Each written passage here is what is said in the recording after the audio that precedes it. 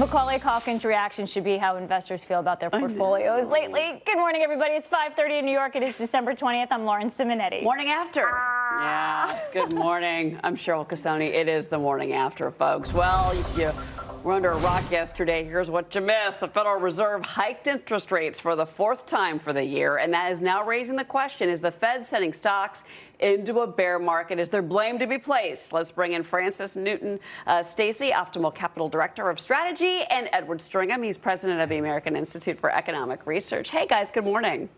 Good morning. All right. Good morning. Francis, let's start with, look, we saw the political pressure from President Trump on Jay Powell to leave rates alone. He not only doesn't really seem to care what the president says, he doesn't care what the market says as far as what he thinks where rates should be. What'd you make of the decision? No, that's so true. And I think there was a little bit of posturing, maybe possibly yesterday, because they could have so easily come out and said, look, we're going to hike rates today. We're going to be data dependent next year. And the markets would have absolutely loved it if you looked at the trading before the decision. However, he said they're really only removing one rate hike. And when you look at asset classes worldwide, they're already mostly in a bear market. Up to 90% of asset classes are in a bear market, which means down 20% plus. And so that's been happening slowly over the last year.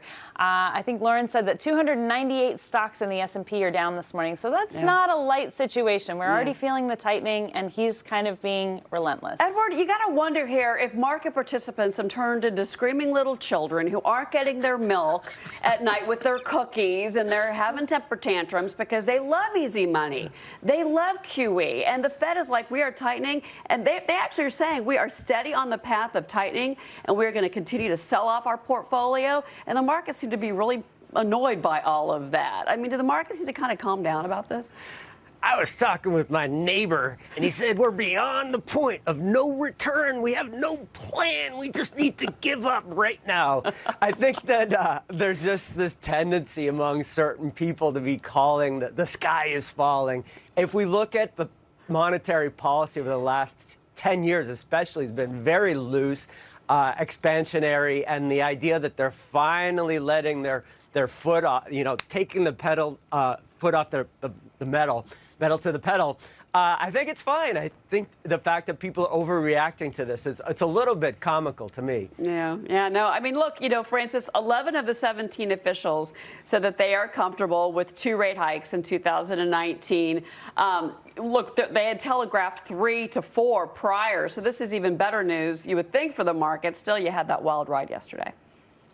It's so true. I mean, I disagree with that a little bit, as much as I like you, Ed. The thing is that it's a mechanical thing, right? And they're saying that we're still well below normal, but we're not considering the amount of money in the system. Quantitative easing made asset prices go straight up. We saw that. Quantitative tightening is a reverse of that. Plus, you have to consider the fact that they are letting the balance sheet run off on autopilot. They're not adjusting that at all. Mm-hmm. So that's $600 billion coming out of circulation next year, which some guesstimate to be around 3 additional rate hikes into the rate hikes that they announced yesterday. So is the sky falling? We have a record amount of debt in the system. We have $9 trillion outstanding in corporate bonds. We have subprime auto, we have student loans, and this is really going to put pressure on the debt system, and it's really going to test the stability brought by quantitative easing. So I think it is serious. Still, though, he seemed to really ignore the market reaction, Edward. And really quick about the bond market, especially that flow we saw into treasuries yesterday, as people are going for safety.